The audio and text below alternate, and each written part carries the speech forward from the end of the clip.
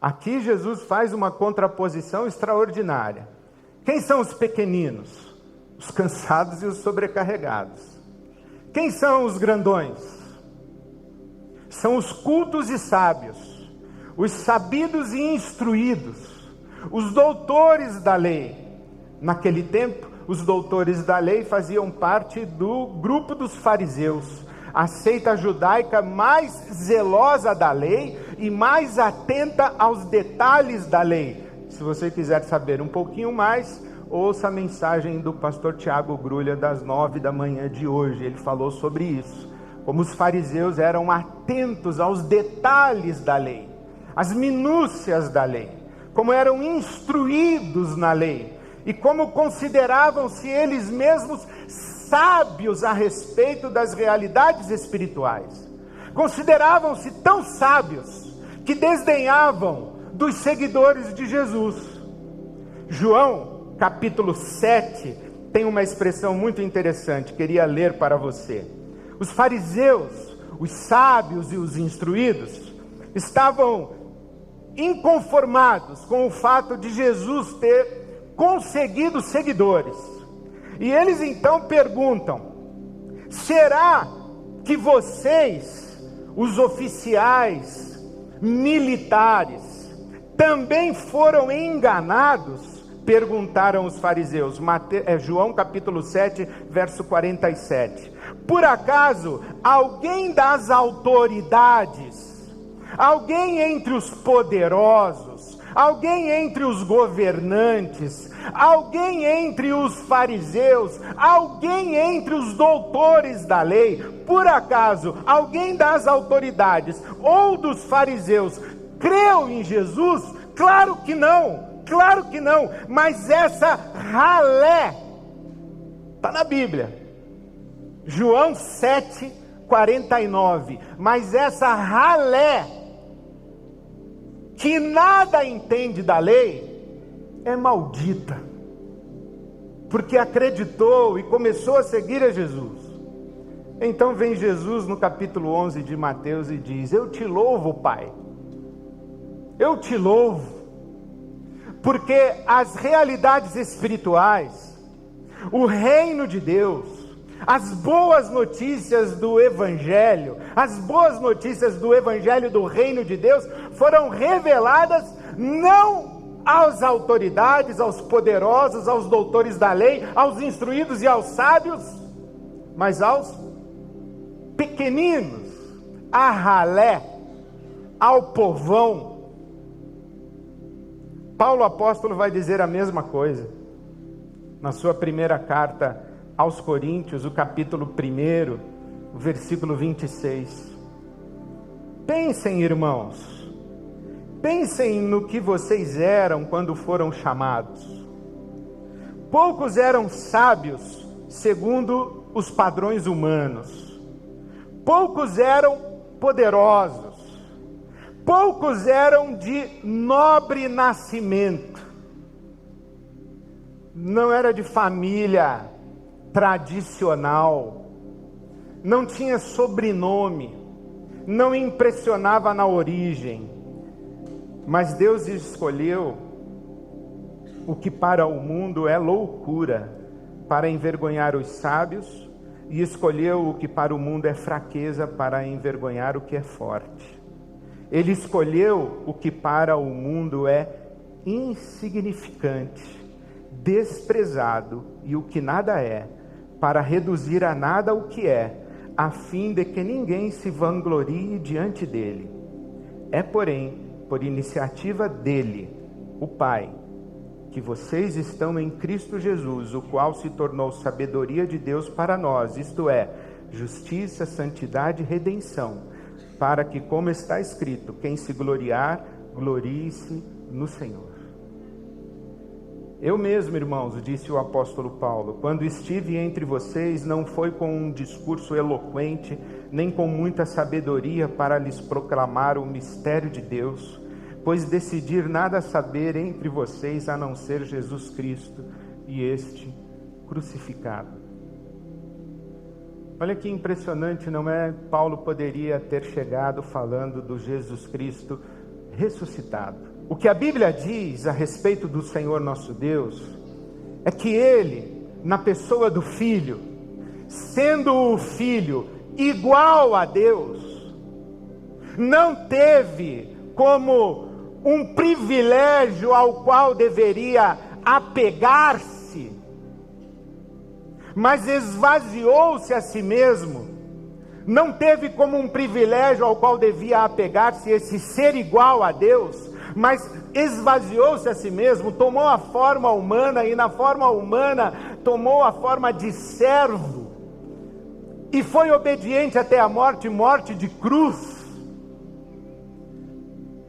Não sei se estou lendo correto a Bíblia, mas se eu entendo bem, o que o Evangelho revela para nós é que Deus olha para todos os pequeninos e vem ao encontro dos pequeninos, fazendo-se igualmente pequenino.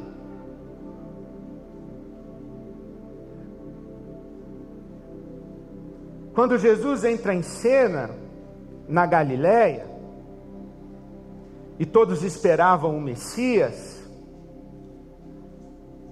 Tiago e João e Pedro correm para anunciar, dizendo: encontramos o Messias. E Natanael diz: de onde ele vem? De Nazaré. Ah, de Nazaré? Pode vir alguma coisa boa de Nazaré? Como se Natanael dissesse: esperávamos que viesse de entre os sacerdotes, esperávamos que viesse de Jerusalém, esperávamos que nascesse no templo em Jerusalém, esperávamos que fosse de linhagem nobre, mas de Nazaré? Isaías, no capítulo 53 da sua profecia, fala de Jesus como o Cordeiro, o servo sofredor. E no versículo 2 diz o seguinte, que Jesus não tinha majestade, não tinha beleza e não tinha na sua aparência nada que causasse impressão, nada que impressionasse. Quando Jesus está dizendo aos fariseus e doutores da lei: cuidado, não desprezem nenhum destes pequeninos, não desprezem os micros, não desprezem os népios. Estava falando não apenas a respeito das ovelhas perdidas da casa de Israel, ignoradas pelas autoridades, pelos poderosos, sábios e instruídos conforme a sabedoria deste mundo, mas estava falando também a respeito de si mesmo. Se vocês desprezam os micros, se vocês desprezam os népios, vocês vão desprezar o Messias, porque o Messias é semelhante a eles. Por quê? Porque o Deus de Israel é o Deus dos pequeninos. O Deus de Israel é anti-ostentação, pessoal. O Deus de Israel, ele não quer impressionar. Passaram-se 2000 anos. E sabe o que se fala a respeito do povo crente? Que nós somos ignorantes, pobres, periféricos.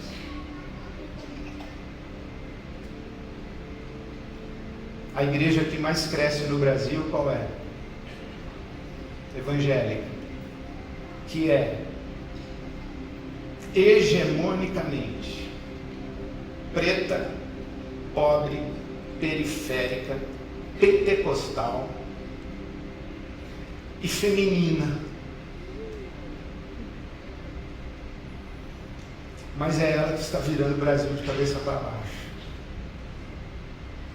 É ela que está fazendo com que todos os preconceitos sejam verificados e que está expondo os sábios, os entendidos e os instruídos à vergonha.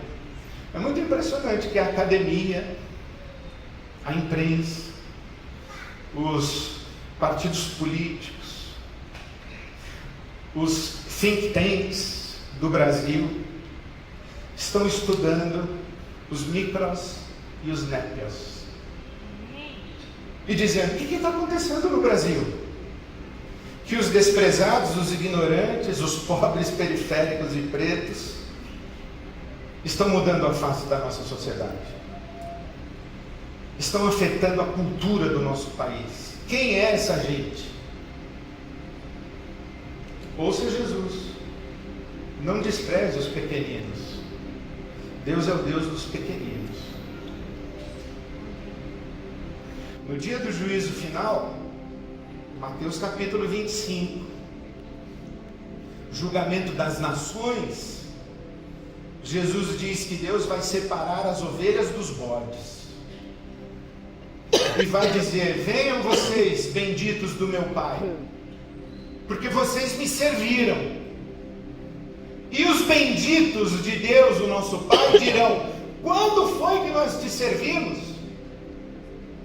E Jesus responde, eu estive nu, eu estive com fome, eu estive com sede, eu estive preso, eu estive enfermo, e você me serviu.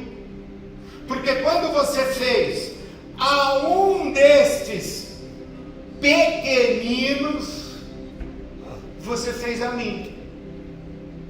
E vocês podem ir embora. Porque não fizemos nada. Nós te servimos muito. E Jesus diz, nada disso. Vocês cantaram muito. Vocês não me serviram. Porque eu estive com fome, eu estive preso, eu estive nu, eu estive com sede, eu estive enfermo, e vocês me trataram como ralé. Vocês se vestiam bem de domingo, mas vocês me trataram como ralé, porque vocês não entenderam que Deus é o Deus dos pequeninos.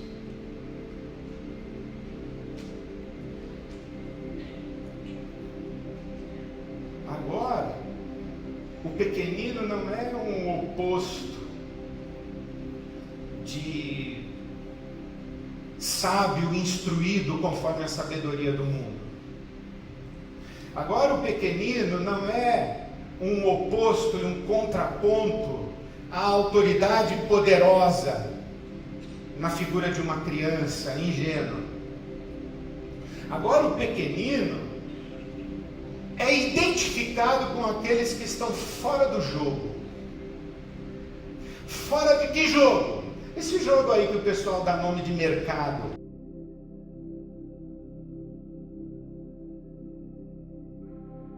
Onde eu estava, pequenino não é oposto de poderoso, autoridade. O pequenino não é oposto de sábio e culto. Agora em Mateus 25, o pequenino tem fome, tem sede, é presidiário, está nu, está doente. Em outras palavras, está fora do jogo. Está como esse irmão, essa irmã que foi retirada aqui. Um pequenino, uma pequenina. Exige cuidado, exige mudança de agenda. Os cuidadores não estão mais entre nós. Foram surpreendidos pela necessidade de cuidar. Saíram. Sua agenda foi mexida. Os pequeninos nos obrigam a mudar o nosso caminho. É neles que Jesus está. E somos interpelados pela palavra de Deus, e ela nos chega dizendo: ninguém entre vocês sinta-se diminuído, desprezado e insignificante, porque ainda que seja um só, o bom pastor deixa as 99 ovelhas e vai em busca de uma perdida. Eu sei que há entre nós muitos irmãos e irmãs que lá fora, e infelizmente não poucas vezes aqui dentro, sofrem preconceito, se não explícita e diretamente, na palavra, no olhar, nas entrelinhas, pela sua aparência física, pela sua classe social, pela cor da sua pele, pela deficiência que manifestam. Mas no reino de Deus, ninguém é insignificante. Os olhos do preconceito são o pior espelho no qual nos contemplamos para derivarmos a nossa autoimagem. Os olhos do preconceito nos deformam. Mas os olhos de Deus são os verdadeiros olhos que nos informam quem nós somos. Somos filhos e filhas amados de Deus. Que ninguém se sinta insignificante. Mas há alguns outros entre nós que se sentem ou se julgam justos, sábios, instruídos.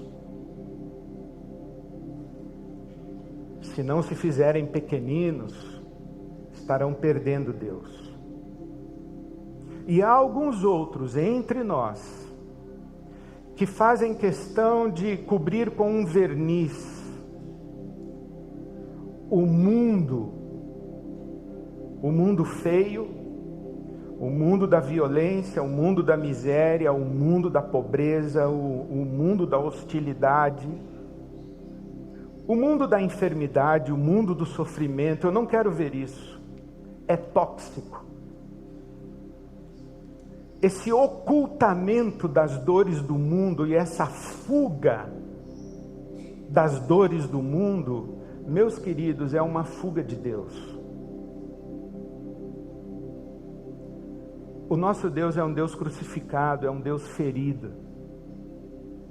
Aquela expressão de Tomé querendo tocar nas chagas de Jesus deu origem a um dos mais belos textos que eu já li. O meu Deus é um Deus ferido, de Tomás Halick. Queremos tocar em Deus, toquemos nas chagas, naqueles que aos nossos olhos são inúteis, porque estão fora do jogo. São eles os pequeninos, é neles que Jesus está. Os poderosos, os sabidões, os ricos, os instruídos, os justos, os santarrões, eles não nos revelam Deus porque o seu ego se coloca no meio, eclipsam Deus para nós, a gente não enxerga. Os egos grandiosos não nos deixam ver Deus. A gente encontra Deus nos pequeninos. Por isso que Paulo diz, quando eu cheguei aí, eu não falei do Cristo ressurreto, eu falei do Cristo crucificado. E quando eu falei do Cristo crucificado, os pequeninos todos disseram, esse Deus é como um de nós. Esse Deus é como um de nós. E se os pequeninos dizem, olhando para Jesus, esse Deus é como um de nós não temos alternativa se não olharmos para esse Deus que é como um de nós e afirmarmos de todo o coração, nós queremos ser como esse Deus. Nós também queremos ser pequeninos. Porque, meus irmãos, Deus escolheu as coisas fracas, as coisas consideradas insignificantes, desprezadas, para causar vergonha e revelar a sua glória, para que ninguém se glorie nos seus méritos, glorie-se apenas nele. Não foi sem razão, queridos, que Jesus, quando estabeleceu um memorial para que dele nos lembrássemos, não o estabeleceu no jardim da ressurreição. Estabeleceu na antessala da cruz e disse: lembrem-se de mim, o meu corpo partido e o meu sangue derramado. Lembrem-se do Cristo crucificado, para que vocês se identifiquem com todos os crucificados. Volto a falar da guerra. Deus que me ajude e ajude você. Dietrich Bonhoeffer foi um mártir cristão. Morreu enforcado pelo nazismo em um campo de concentração nazista. E é de Dietrich Bonhoeffer a seguinte expressão: a moralidade de uma sociedade é medida pela maneira como trata as suas crianças. A moralidade de uma sociedade é medida pela maneira como trata os seus pequeninos. Washington Post de ontem. Uma criança é morta em Gaza a cada 10 minutos. 10 minutos. De cada 5 civis mortos em Gaza, 2 crianças são mortas. Deus não tem prazer que os pequeninos se percam. E nós prestamos atenção em Gaza, mas as nossas periferias matam crianças com bala perdida. Nós temos bala perdida que acha corpo de criança no Brasil. Deus não tem prazer na morte dos pequeninos. O evangelho dessa manhã, me perdoe, é uma convocação para que você preste atenção nos pequeninos, nos vulneráveis, nos que sofrem, nos que estão morrendo. Olhe para eles, porque a face de Jesus está ali, são eles que nos revelam Jesus. E se você diz assim: pastor, eu quero olhar para a beleza do mundo. Meu querido, minha querida, você está deixando de olhar para o lugar privilegiado da manifestação e da revelação de Deus. Se você não quer contato com os pequeninos, com a ralé, que os fariseus chamaram de ralé, você não quer contato com Jesus. Você vai viver no mundo dos egos inflados. E a sua espiritualidade vai ser fake. Porque o nosso Deus é o Deus dos pequeninos. O nosso Deus se revelou para nós num corpo partido e num sangue derramado. Com esse coração eu convido você para essa mesa. A se identificar com o pequenino Jesus.